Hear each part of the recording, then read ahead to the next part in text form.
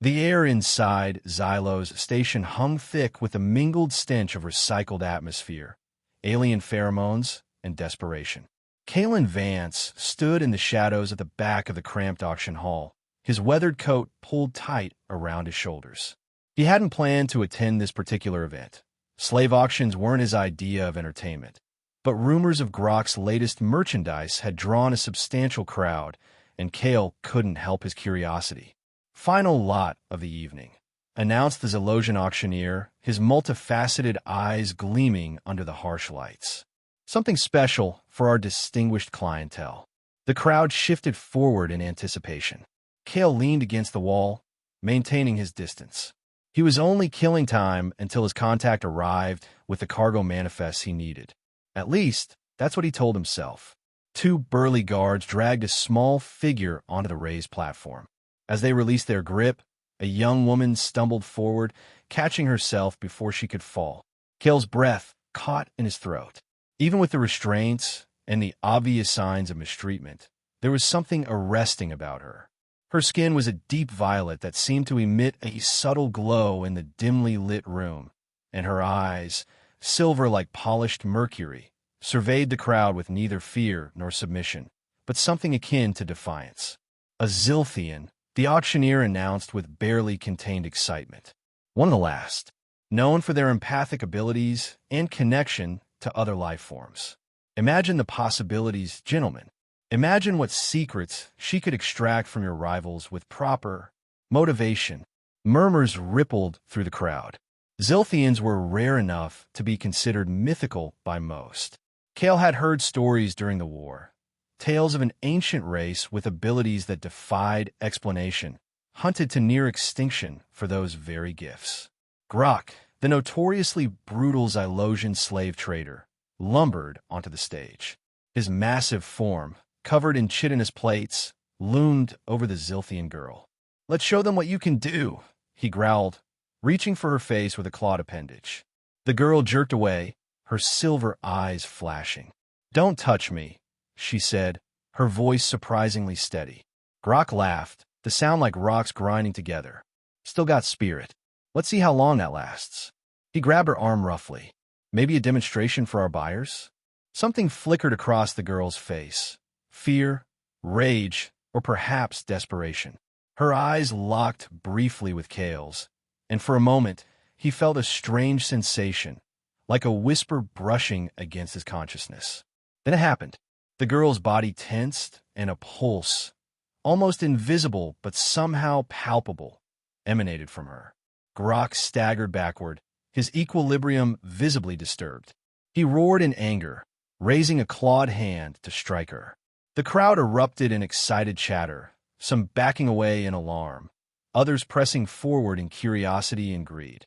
"Defective merchandise," the auctioneer announced hastily, trying to regain control. "Perhaps unsuitable for most collections.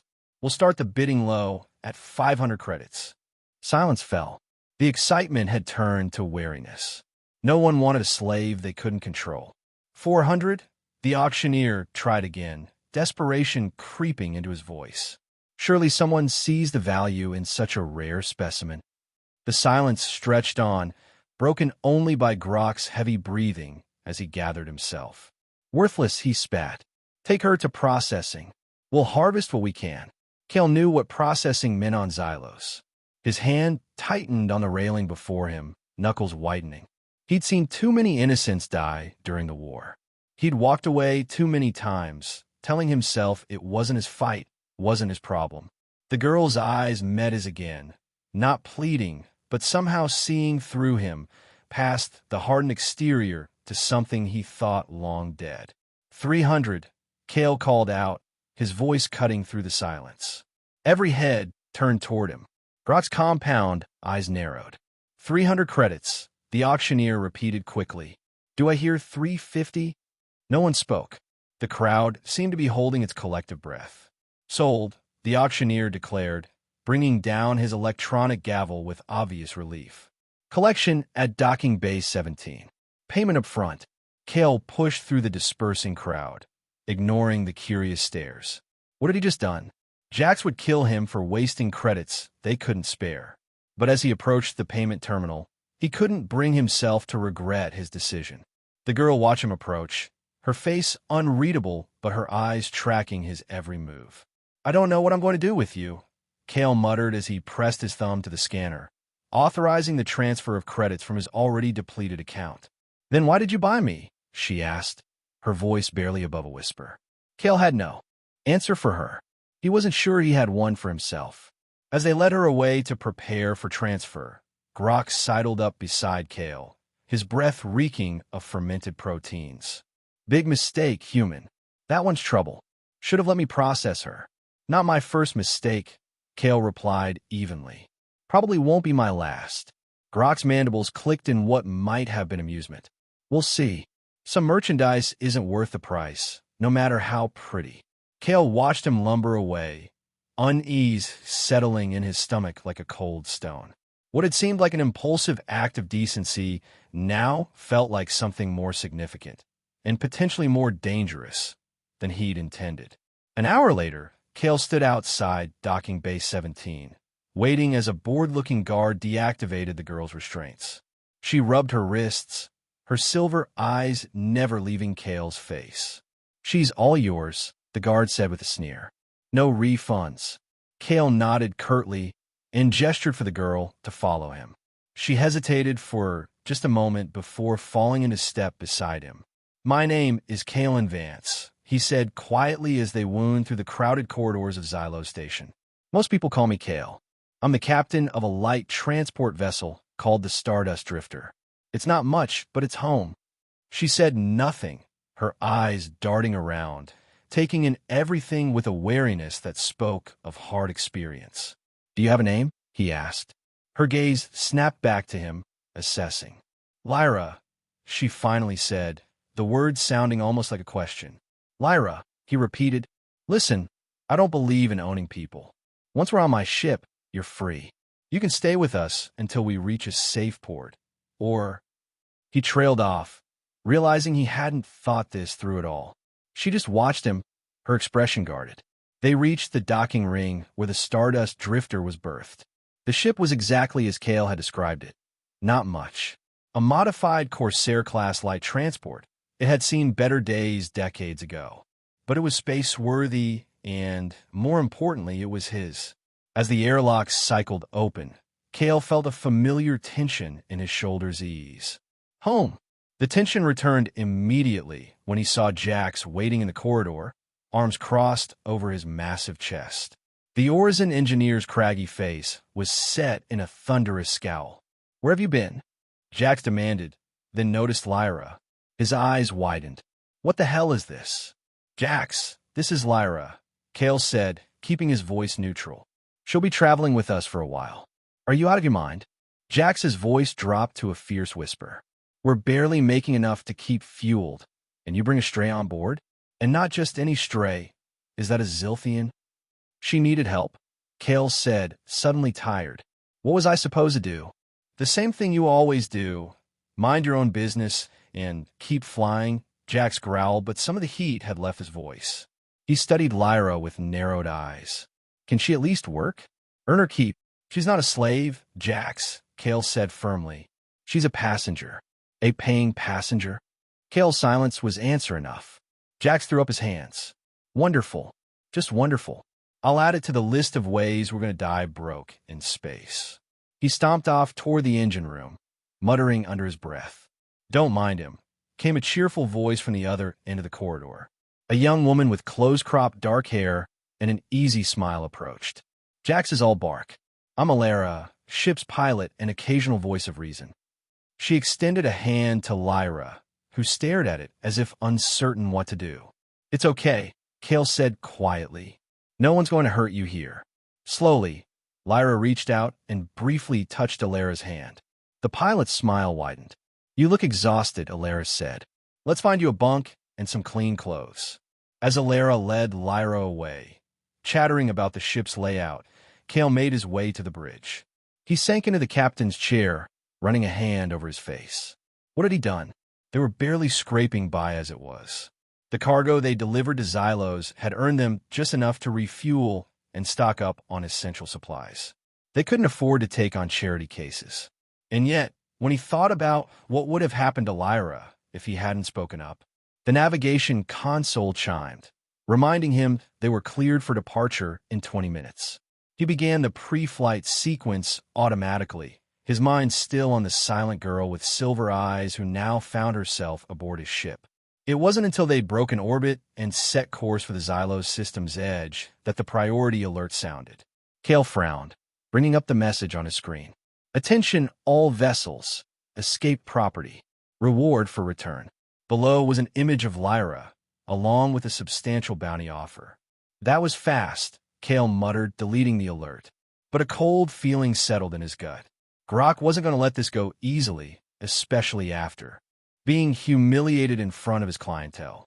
They needed to put as much distance between themselves and Xylos as possible, and quickly. Alara, he called over the comms, plot a course through the Vesta asteroid belt. Let's take the scenic route. There was a pause before Alara responded. The Vesta belt? That's not exactly a Sunday cruise, Captain. Just do it. I have a feeling we might have company otherwise. Another pause. Understood. Course plotted. Arrival at belt threshold in 43 minutes. Kale leaned back in his chair, staring at the stars streaking past. What kind of trouble had he just bought himself? And more importantly, what kind of trouble had they bought for Lyra? The Stardust drifter cut through space, its engine straining slightly from the increased output Kale had requested. Behind them, the sprawling structure of Xylos Station diminished against the backdrop of stars. Kale kept one eye on the long-range scanners, half expecting to see pursuit vessels launching from the station. So far, nothing. But that didn't mean they were in the clear. He found Lyra in the small cargo bay, sitting cross-legged on a storage crate, staring out the viewport at the passing stars. She'd changed into clothes Alara had given her, simple shipboard attire that hung loosely on her small frame. Her violet skin seemed to pulse with a subtle luminescence in the dim lighting. We're heading for the asteroid belt, Kale said, leaning against the doorframe. It's a good place to get lost for a while. Lyra turned to look at him, her silver eyes reflecting the starlight. You're afraid they'll come after you. Because of me, it wasn't a question.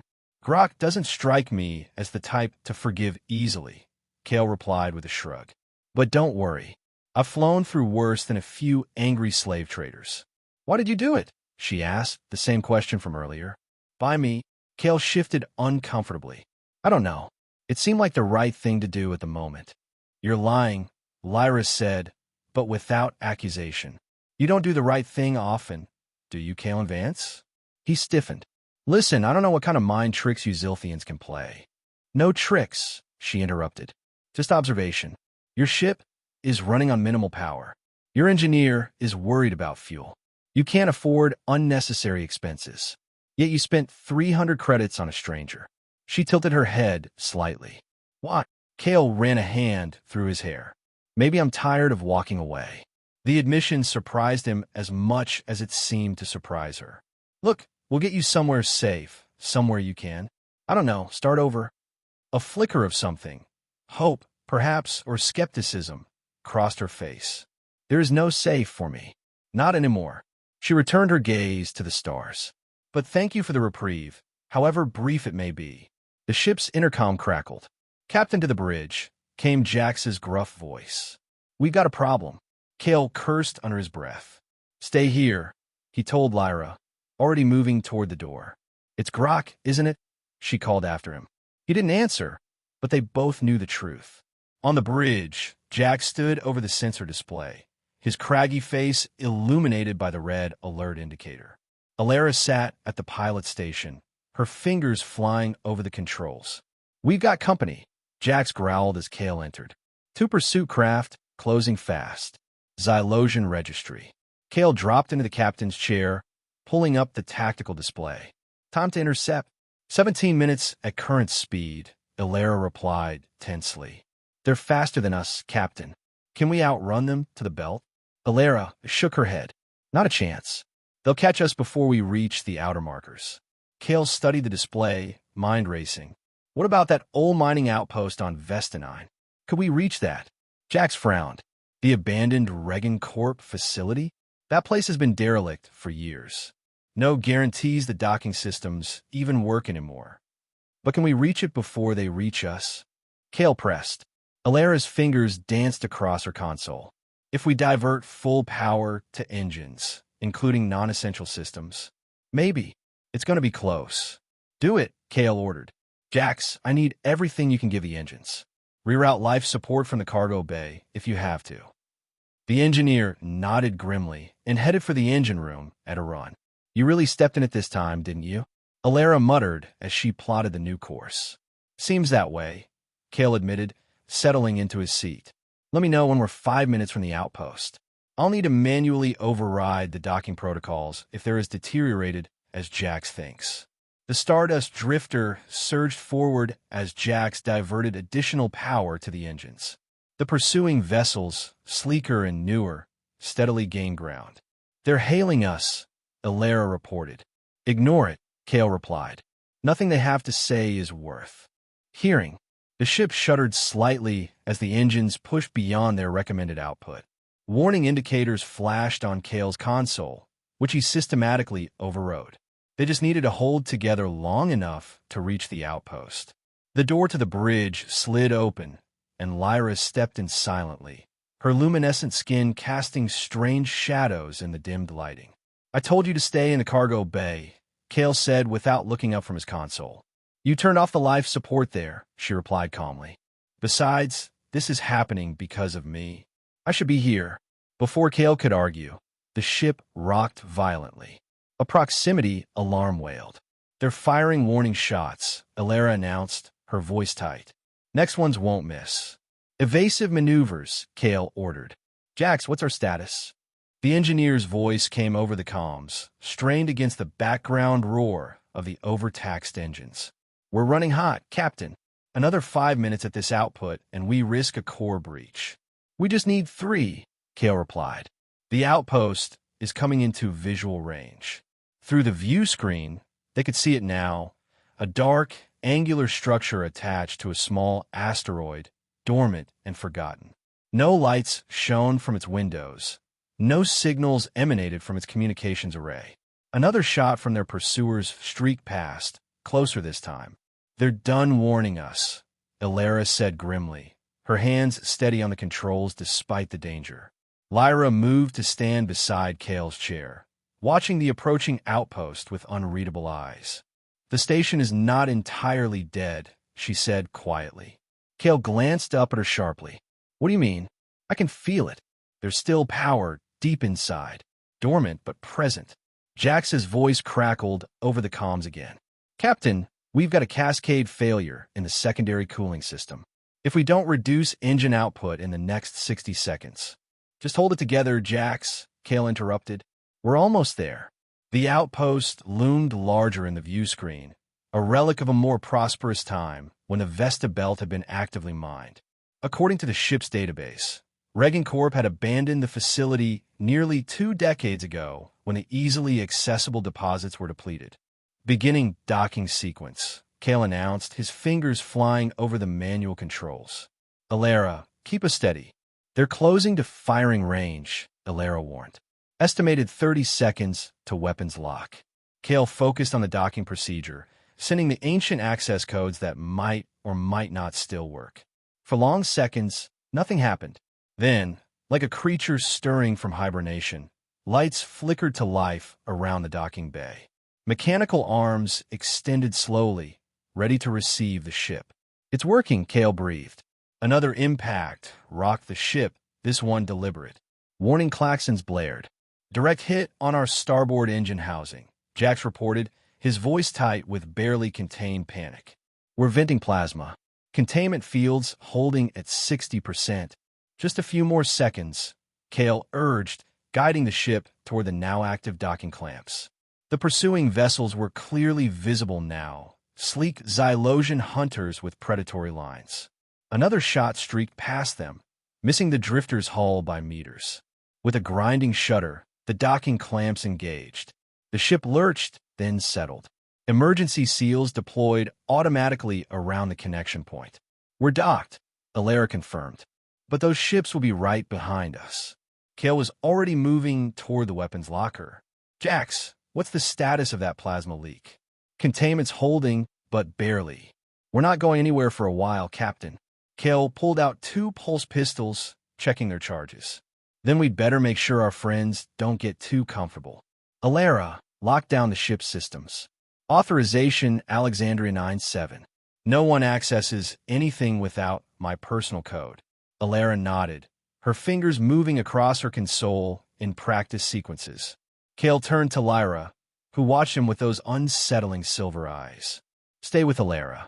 If things go badly, she'll get you to the escape pods. They won't, Lyra said with startling certainty. And I'm coming with you. No, you're not, Kale replied firmly. You're the reason we're in this mess. No offense. None taken, she said, moving toward him with fluid grace. But I'm also the reason you might survive it. She held out her hand. Give me one of those pistols. Kale hesitated, then shook his head. I don't even know if you can use one. A ghost of a smile touched her lips. I'm a fast learner. Something in her confidence gave him pause. He studied her for a moment, then reluctantly handed her the smaller of the 2 weapons. Just don't shoot me by accident. She took the pistol, her slender fingers wrapping around it with surprising familiarity. I'll do my best. Jax emerged from the engine room, his face and overalls smeared with grease and coolant. You're not seriously taking her with you? Apparently I am, Kale replied. You stay here, keep working on the engines. We need to be ready to fly the second I get back. The engineer grumbled, but nodded. Don't get yourself killed. Finding a new captain is a hassle. Appreciated, Kale said dryly. He turned to Alara. Keep the comms open. If you don't hear from us in 20 minutes, or if those ships dock. I know, she interrupted softly. Go. Kale led Lyra to the airlock, checking the atmosphere readings from the outpost. Breathable, but cold, he reported. Minimal life support is functioning. He gave her a curious look. How did you know? She shrugged slightly. I told you. I could feel it. The airlock cycled, revealing a dimly lit docking bay beyond. Emergency lighting cast long shadows across the metal floor, giving everything an eerie, abandoned quality.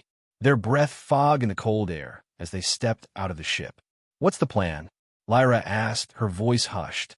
Find the outpost security controls, Kale replied, moving cautiously forward. If we're lucky, some of the automated defense systems might still work. We can use them to discourage our friends from getting too close. They moved through the silent facility, footsteps echoing on metal grating. Decades of abandonment had left their mark. Dust covered everything, and in places, small asteroid impacts had breached the outer hull, leaving sections exposed to space and rendered inaccessible by emergency bulkheads. This way, Kale said, consulting the portable scanner he'd brought. Operations should be 1 level up.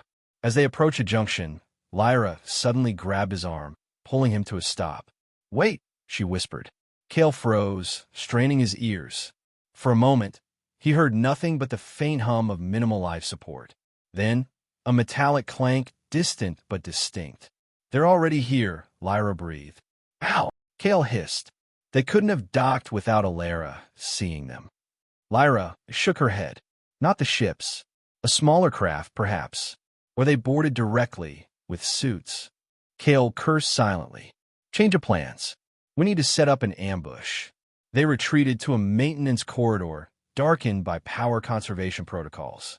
Through a grated ventilation panel, they could observe the main hallway without being easily spotted. Minutes crawled by intense silence.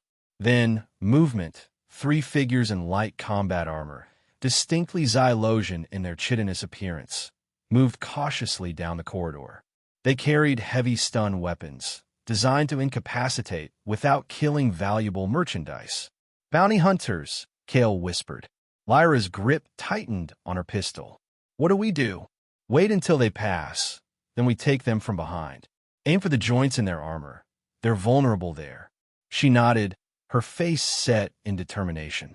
The hunters drew closer, communicating in the clicking language of Xylos. They paused at the junction, seemingly uncertain which way to proceed. One of them activated a scanner, sweeping it in a slow arc. When it pointed toward their hiding place, It emitted a soft beep. "They found us," Lyra whispered. The hunters turned as one, raising their weapons. "So much for the ambush," Kale muttered. "Plan B." He fired through the grate, catching the lead hunter in the shoulder. The Xylosian staggered back with a screech of pain. The others returned fire immediately, energy bolts sizzling through the air and melting sections of the grate. Kale and Lyra scrambled backward as the hunters advanced, pouring suppressing fire into the maintenance corridor. "We need to split up," Kale decided quickly. "I'll draw their fire. You circle around through that service duct." He pointed to a narrow opening further back. "Try to flank them." Lyra nodded, her eyes glinting with a fierce determination that surprised him. Without hesitation, she slipped into the duct and disappeared. Kale counted to 5, then emerged from cover long enough to fire a barrage at the approaching hunters.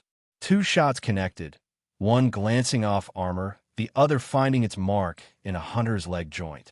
The wounded Xylosian collapsed with an angry hiss.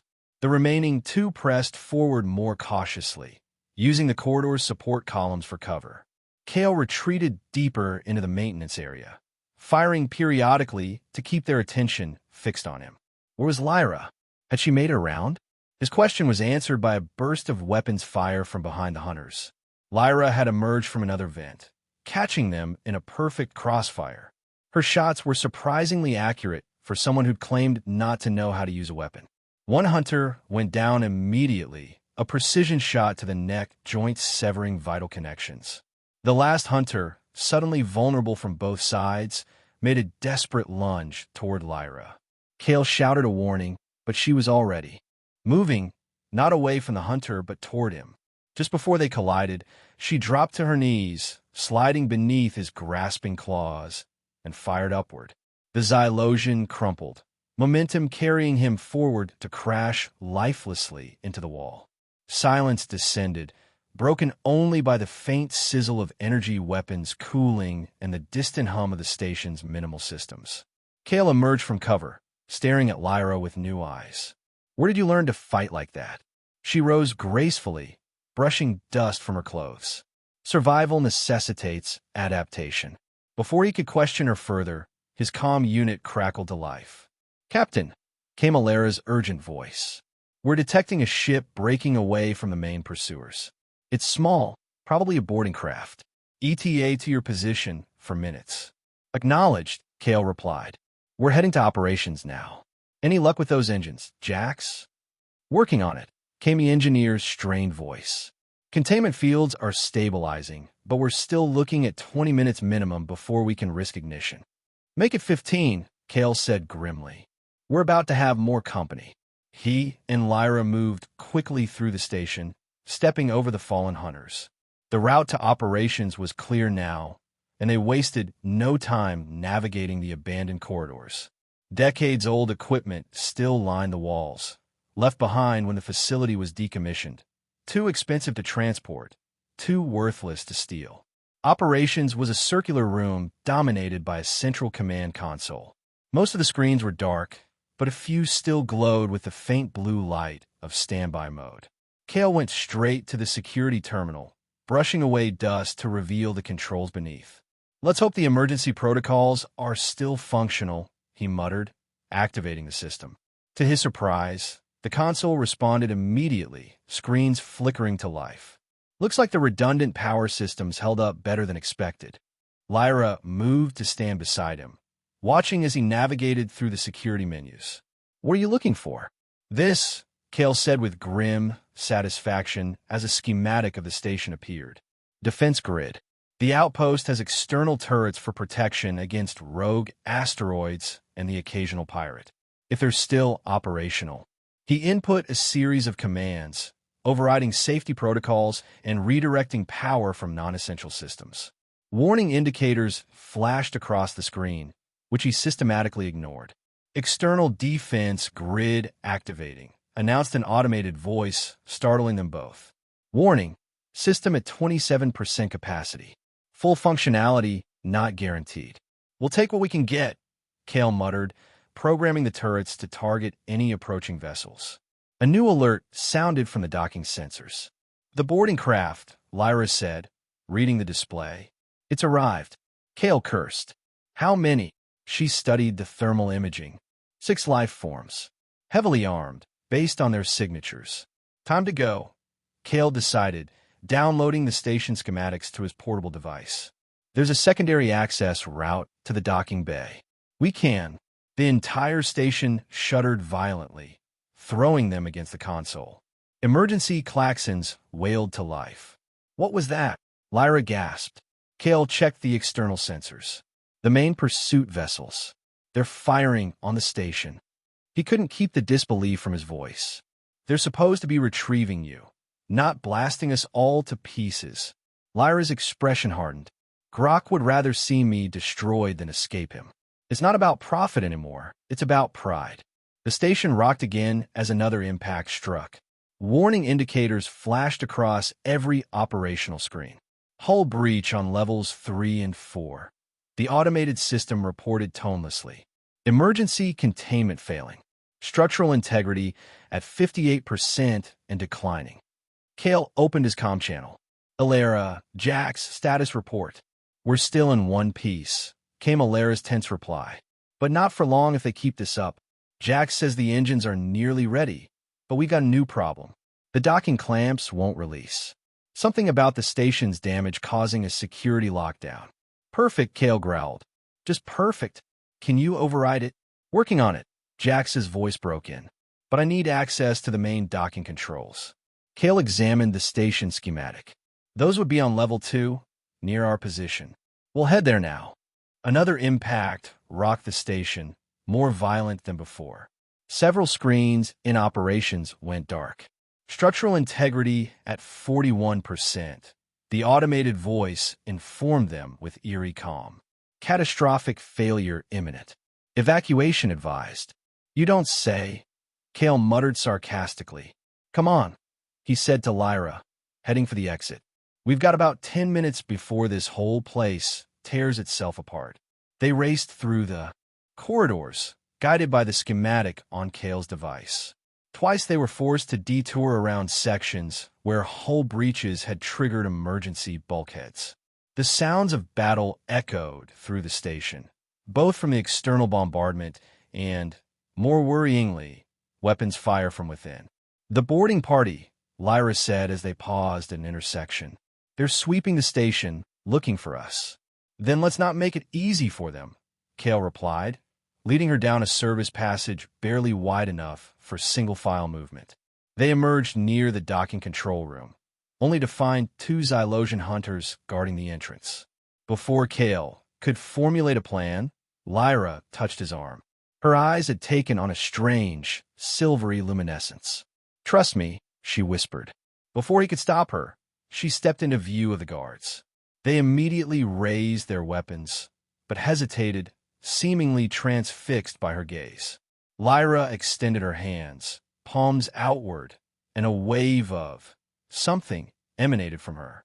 Not visible exactly, but Kale felt it pass through him like a breeze, raising goosebumps on his skin. The hunters swayed, their weapons lowering. They looked confused, disoriented. Now, Lyra said quietly. Kale didn't need to be told twice. He rushed forward, catching the first hunter with a stunning blow to the head before the Xylosian could recover. The second began to raise his weapon again, but Kale was faster, delivering a precision shot that dropped the hunter where he stood. What did you do to them? Kale asked as they entered the control room. A disruption, Lyra replied, her voice slightly strained. Temporary confusion. It's difficult to maintain, especially against hostile minds. Kale gave her a long look, then turned his attention to the docking controls.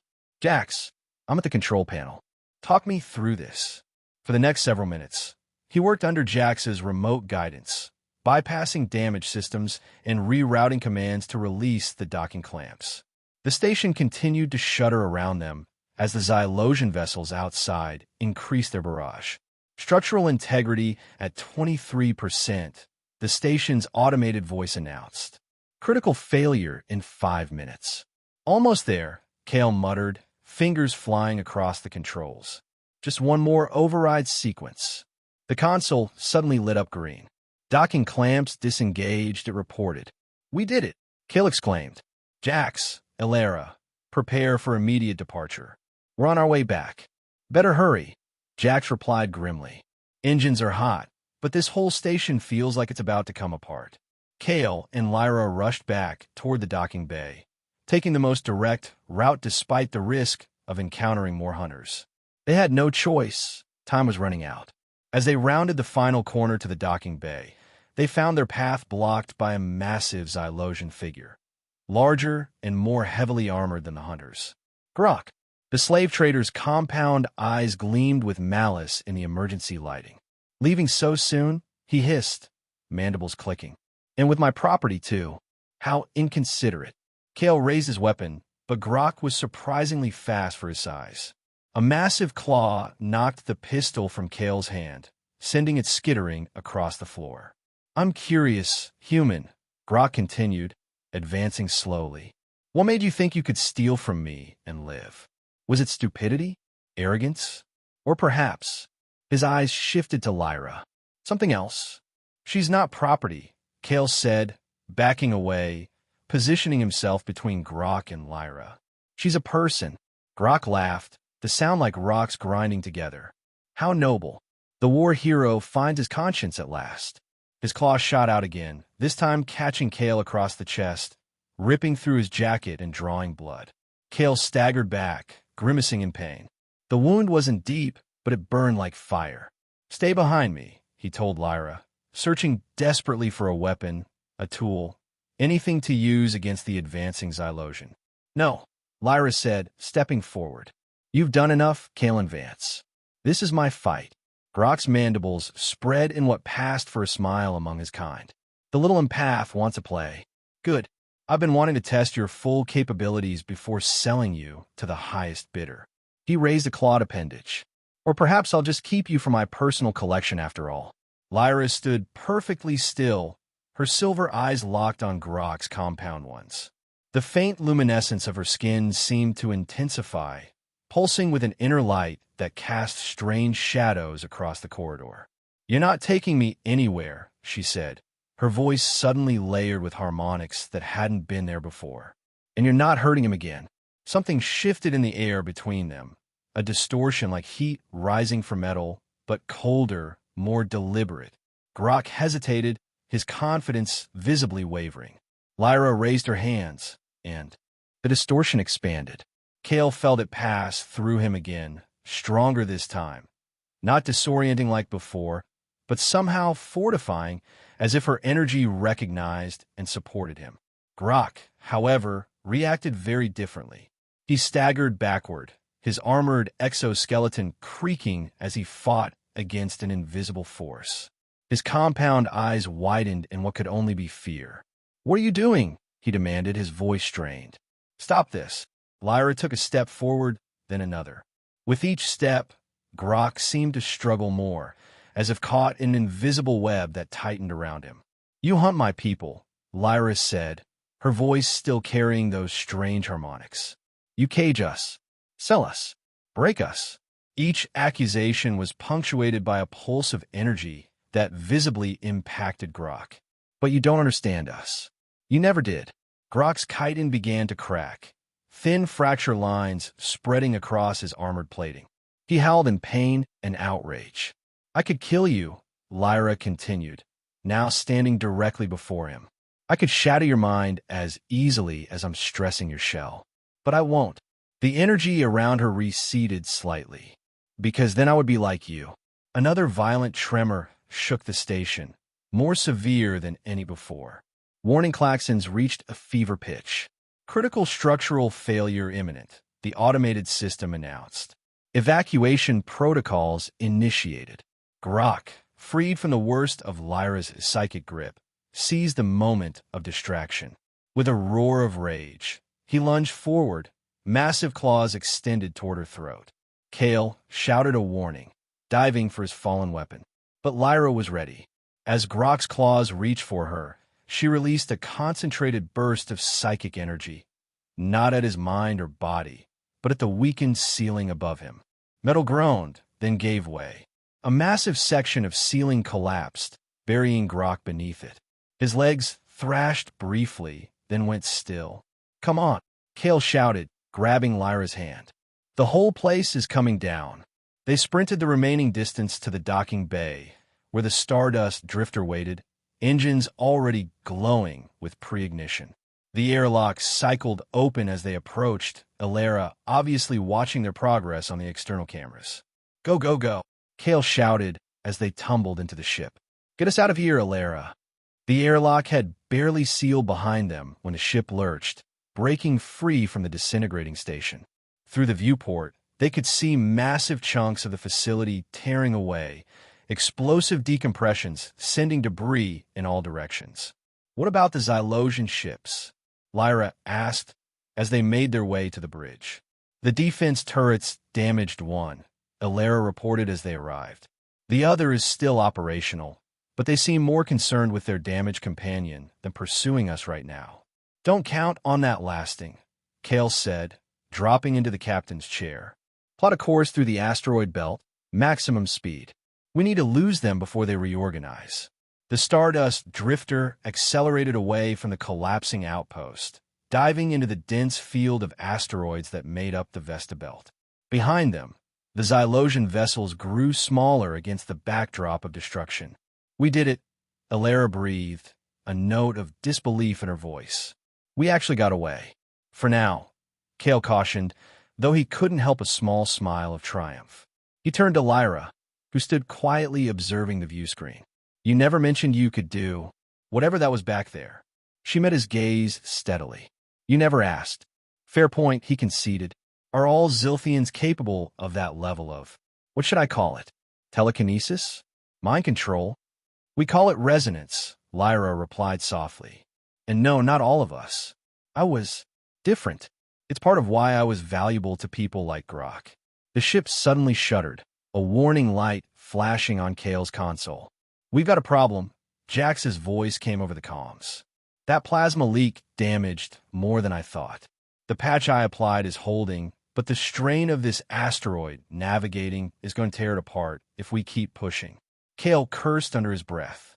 "How long can we maintain current speed?" 10 minutes, maybe 15 if we're lucky." "And the Xylosians?" "Alara, check her sensors. Still behind us, about 6 minutes at current velocity. But they're gaining. Their ships are designed for pursuit in tight spaces." Kale studied the navigational chart, mind racing. "What about Novaterra? How far?" "The trading station?" Alara calculated quickly. "At reduced speed, about 4 hours.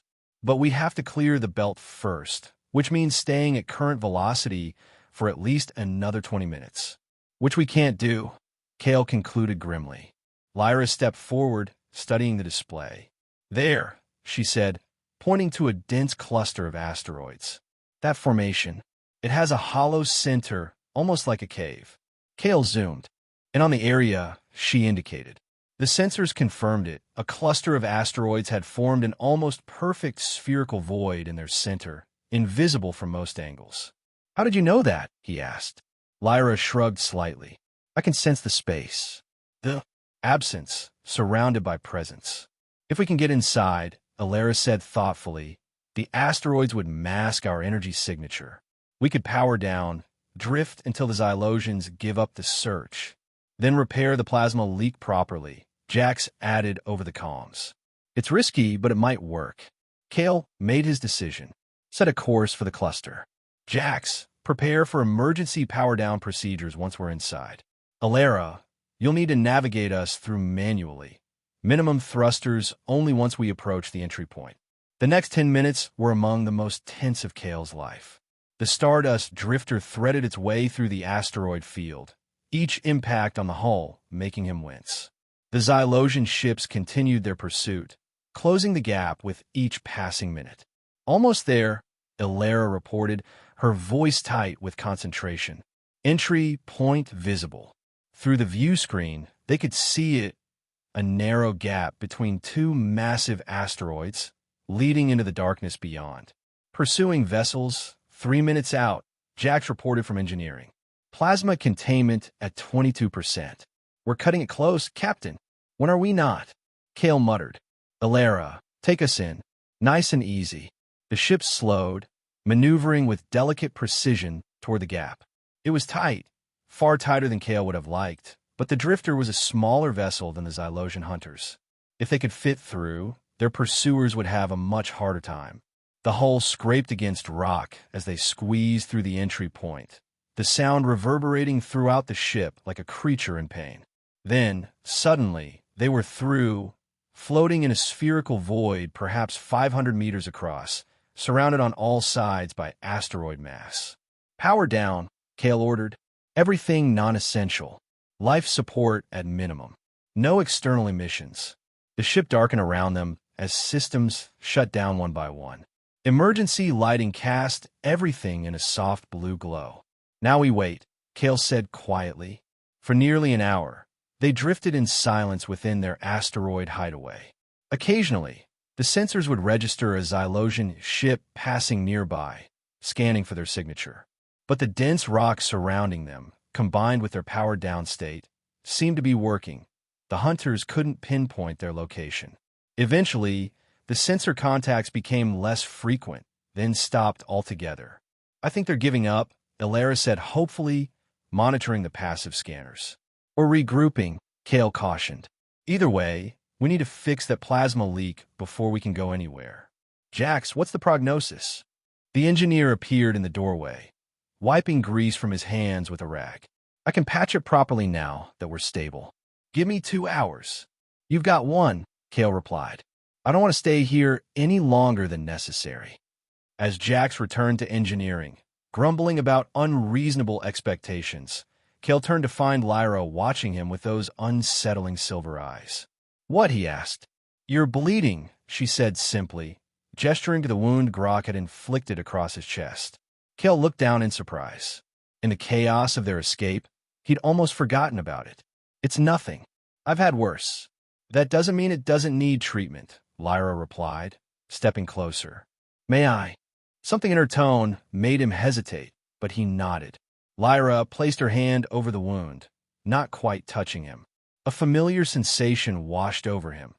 That same energy he'd felt before, but gentler now, more focused. Warmth spread from her palm into his chest, and with it came an odd feeling of connection. For a moment, it was as if he could sense her thoughts, her emotions, concern, gratitude, and something deeper he couldn't quite identify. When she withdrew her hand, the pain was gone. Kale checked beneath his torn jacket. The wound was still there, but it had closed, the angry red fading to the pink of healing skin. How did you do that? He asked softly. Resonance works in many ways, Lyra explained. Destruction is simplest, but healing requires a deeper connection. Their eyes met, and something passed between them. An understanding, perhaps, or the beginning of one. The moment was broken by Elara clearing her throat. Captain, I've been thinking about our next move. Novaterra is still our best option, but it's risky. If those Xylosians put out a bounty. Kale nodded grimly. Every mercenary and bounty hunter in the sector will be looking for us. For Lyra. He rubbed his chin thoughtfully. But we need supplies, and Novaterra is the only civilized port within reach. There's another option, Lyra said quietly. Both Kale and Elara turned. To her. The sanctuary, she continued. I remember things now. Things I'd forgotten, or suppressed. A place where my people went when the hunting began. Hidden, protected. A myth, Kale said skeptically. Every persecuted species has stories of safe havens. Not a myth, Lyra insisted. I was there as a child, before I was captured. I don't remember the coordinates, but I remember impressions, sensations. With your navigation systems, I might be able to guide us. Kale and Elara exchanged looks. It's a long shot, Elara said cautiously. So was hiding in an asteroid cave, Kale pointed out. He studied Lyra's determined expression. If this sanctuary exists, would they help us? Would they help you? They would, Lyra said with quiet certainty. It's our way. And she hesitated. There might be technology there. Healing technology beyond what I could do alone. For your ship and for you, Kale finished softly. To undo whatever Grok and his kind did to you. She nodded, a shadow crossing her face. Decision made, Kale straightened. Then that's where we're headed. Once Jax has the engines patched, we'll set course according to your guidance. He placed a hand on her shoulder, surprised at how natural the gesture felt. We'll find your sanctuary, Lyra. I promise. As he returned to helping with repairs, Kale couldn't help but wonder at the strange turn his life had taken. A week ago, he'd been a washed-up war veteran running cargo of dubious legality on the fringes of civilized space.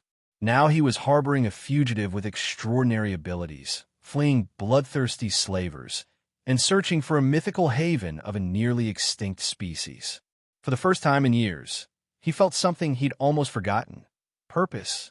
And with it came something even more unexpected: hope. In the quiet hum of the powered-down ship, hidden in the heart of an asteroid cluster, a small group of unlikely allies prepared for a journey into the unknown, a journey that would lead them either to sanctuary or to ruin. For Lyra, the glowing girl with secrets in her silver eyes, it was a chance to reclaim her past. For Kalen Vance, the cynical captain with newfound conviction, it was perhaps a chance to redeem his future. And as the stardust drifter drifted in the darkness, waiting for the moment to fly again, the universe spun on, indifferent to their struggles, yet somehow altered by their defiance. For in a cosmos where life was bought and sold like cargo, they had taken a stand, not for profit or power, but for something far more valuable: freedom, dignity, and the right to choose one's own path among the stars.